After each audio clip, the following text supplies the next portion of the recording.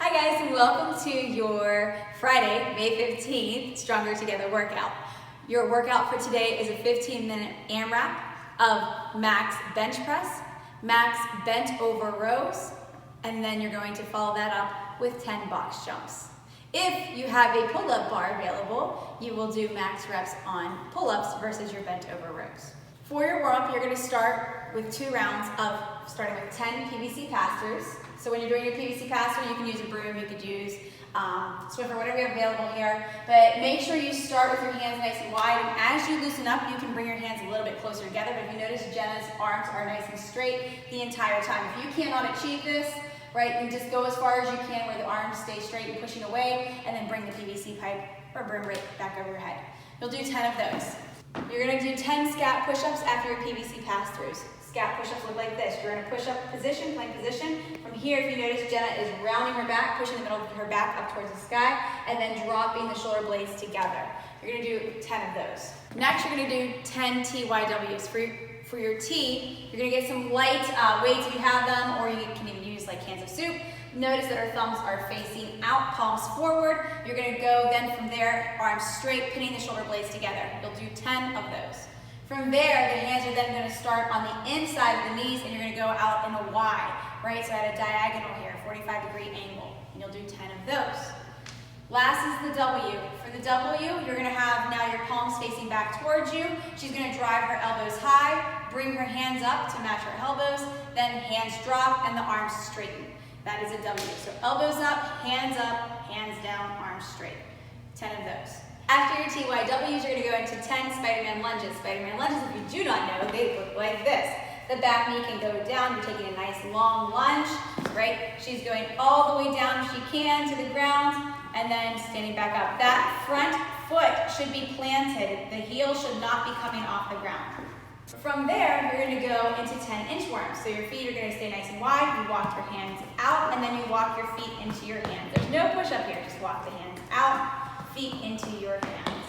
After your inchworms, you're going to do dorsiflexion drops. So you can find a stair or something where you can have your heels off of the ground, right? And you're going to elevate those heels and then come up on the toes and drive the heels down. So you're driving down with the heels and then up with the heels. And you're going to do 10 of those. Okay guys, so to get you ready for your bench press today, you have 2 options here. If you have a bench and a barbell, obviously you're going to do regular bench press. Most of us do not, so your other option is to do a dumbbell floor press. So for your floor press, it looks like this. All right, it's very simple. The only thing I want you to really focus on, and actually I'm going to have you extend your legs. Keep your legs straight. So legs extend, right, so you can't use them to help you. This is going to make it a little more challenging. And then the only thing I want you to focus on is your elbows coming down at about a 45-degree angle and not allowing your arms to just crash into the ground, right? You want to have tension in the bottom. You do not want to lose the dumbbells here, right? So don't try and squeeze out like another rep, right? There's no one to actually spot for you here right now. So I want you guys to make sure if you feel like you're getting to that point where your reps are questionable, then just bring it down and rest it out. Don't try to like force another rep to happen. All right, and again, this is going to be in the workout for max reps. This is a good time to see what weight is going to work for you. Now, if your weight is too light, you may have to increase your reps as we go along in the workout. But you're going to do at least 10 reps just to see how that feels. All right, guys, so after your 10 dumbbell bench presses or floor presses, you're going to then do 10 bent over rows. So make sure that your back stays nice and flat here. And again, Jenna is doing this strict. What she's not doing is trying to use her legs and her hips, right, to basically turn it into a kind of a clean version of a bit of a row. All right, so make sure this is going to be strict today, right? So getting those dumbbells back into your pockets as you pull up, right, or thinking about aiming towards your belly, okay? You don't want it to be like going high and outside. It's elbows drive back, all right? So you'll do 10 of those. After your bent over rows, you're going to do 5 no push-up burpees. So just going down to the ground, jumping back, and jumping up. All right, this is just to start working your legs and getting ready for the box jumps. After you're done with the just the movement prep, I want you to take some time to work on building up or getting a workout prep in where you're practicing your reps a little bit more to establish what weight you want to do for the workout. And then also, if you don't have an option of increasing your reps, your weight, what reps would be good for you. In this workout, guys, it's max reps, right? So you're gonna go for as many as you possibly can. We do want it to be challenging, but obviously that might not be an option at a certain point with the weights that we have available to us right now. As a reminder, your workout is a 15-minute AMRAP. Again, you're going for max reps of your bench press or your floor press, all right? Then you're gonna do max reps of bent over rows. Or if you have a pull-up bar available to you, you can do max rep of strict pull-ups, which is why I want your bent over rows to be strict. After that, you're gonna do 10 box jumps. If you do not have a box jump from Brian Cantley yet, he's supplying them, put an order in, then you have the option of doing either, you can do your no push-up burpees, you could do 10 of those.